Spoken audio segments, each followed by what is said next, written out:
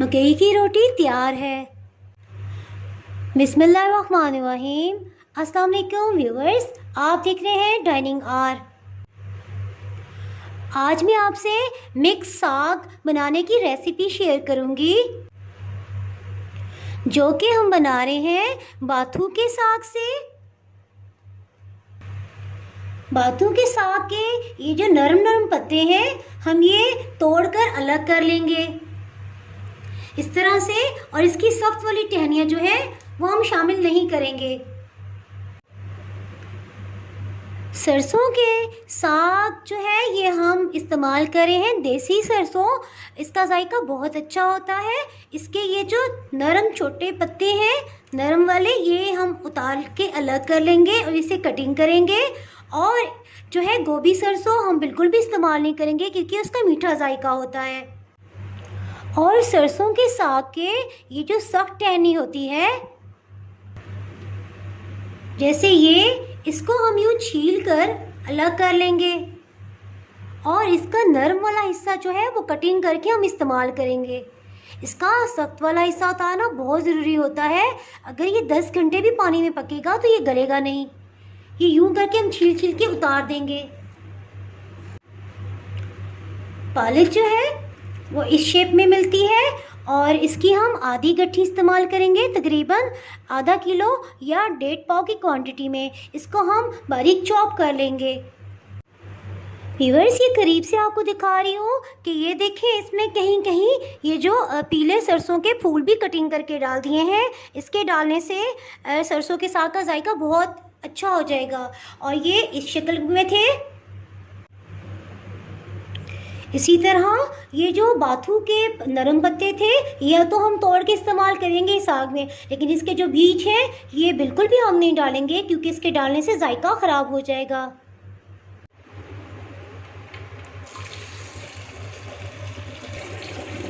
एक पैन में इस तरह पानी भर लेंगे। इसको अच्छी तरह मिक्स करेंगे, हिलाएंगे, ताकि इन पत्तों पे कोई भी रेत या मिट्टी के ज़रात हैं तो वो पानी में नीचे चले जाएं। पानी में भिगोए हुए साग के पत्तों को मैंने ऊपर से हाथों से इकट्ठे करके छलनी में डाल लिया है।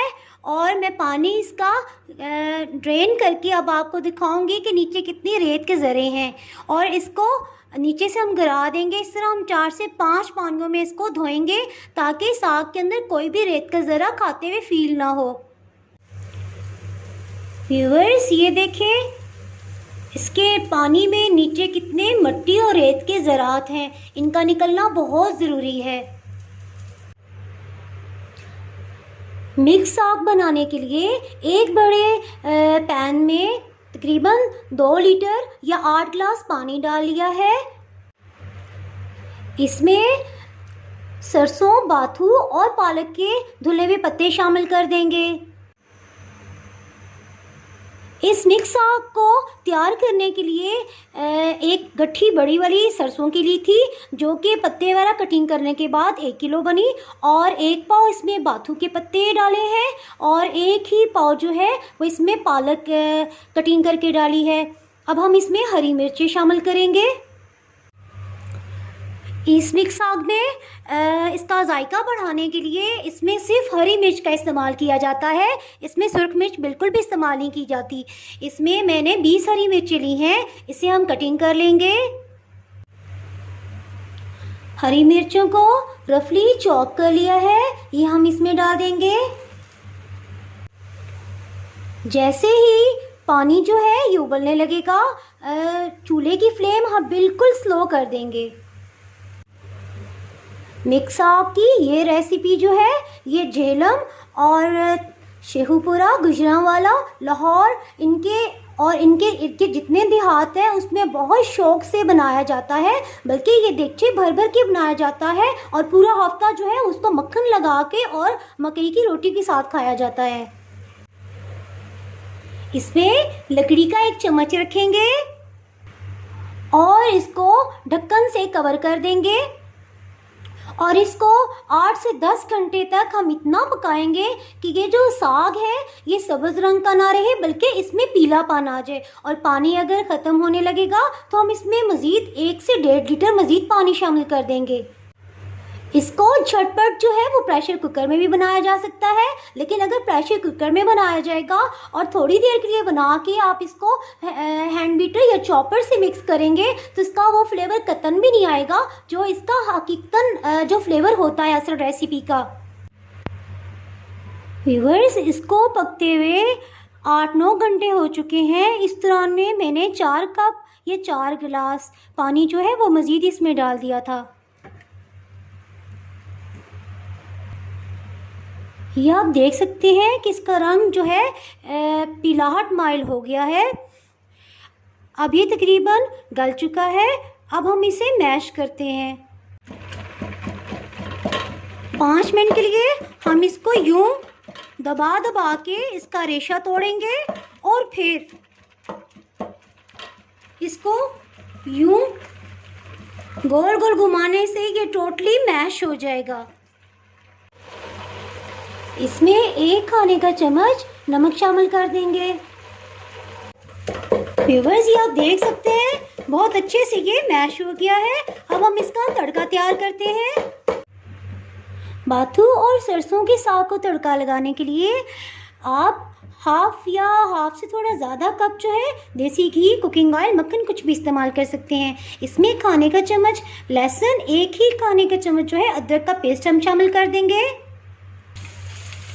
और लाइट गोल्डन होने तक इसको फ्राई करेंगे। व्यूअर्स, ये लाइट गोल्डन कलर में हो गया है। अब हम इसमें साग शामिल कर देंगे।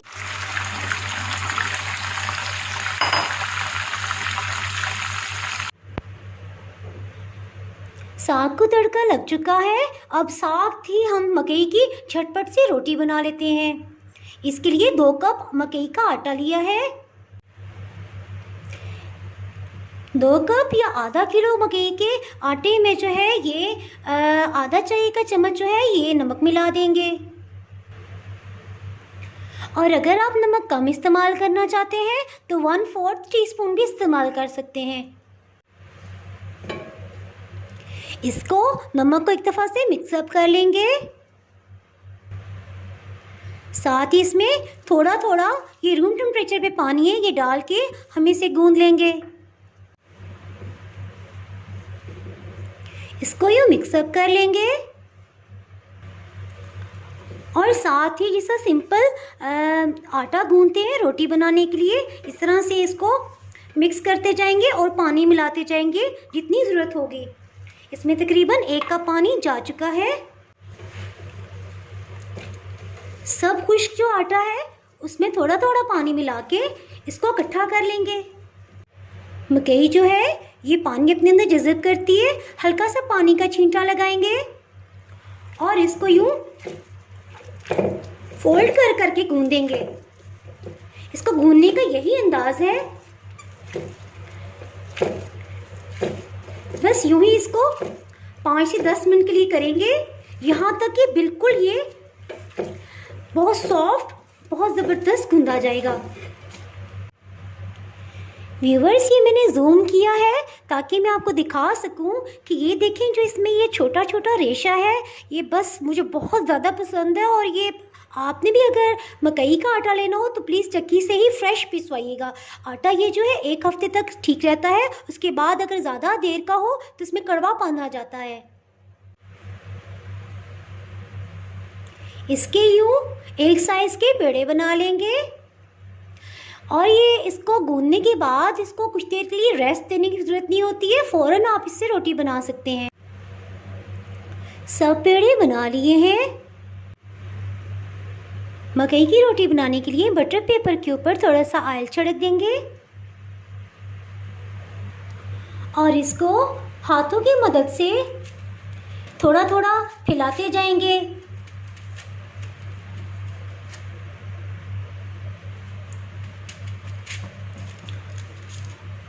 और अगर किनारों से हल्का सा भी क्रैक्स पड़े तो उसे हम यूँ दोबारा से जोड़ लेंगे।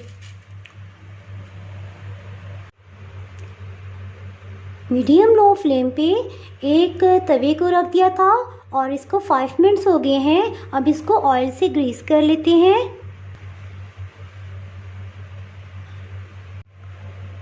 और इसको सारे में इक्वली फैला देंगे। बटर पेपर से ये इजीली हाथ पे आ जाएगी। साथ ही एहतियात से तवे पे डाल देंगे। इसी तरह सारी रोटियों को हम बना लेंगे। इसको इजीली हम यूं भी हिला सकते हैं। इसको टर्न करते हुए ये देखें किस कदर इजीली हो रही है। फ्लेम जो है वो मैं थोड़ा हाई पे करती हूँ ताकि इस पे अच्छे से कलर आ जाए।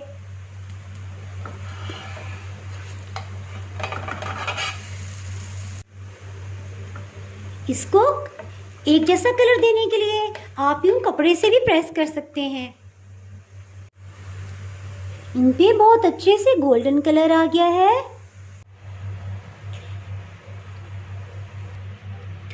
गर्मा गर्म रोटी को इस पे रखते जाएंगे। मकई की रोटी और मिक्स साग जो है ये तैयार है। अगर आपको मेरी ये रेसिपी पसंद आई है तो चैनल को सब्सक्राइब कर दीजिएगा और फ्रेंड्स एंड फैमिली के साथ शेयर करिएगा और आज ही इसे ज़रूर ट्राई कीजिएगा और कमेंट्स में बताइएगा कि आपको ये रेसिपी कैसी लगी। अब इजाज़त चाहती हूँ। अल्लाह हाफिज़।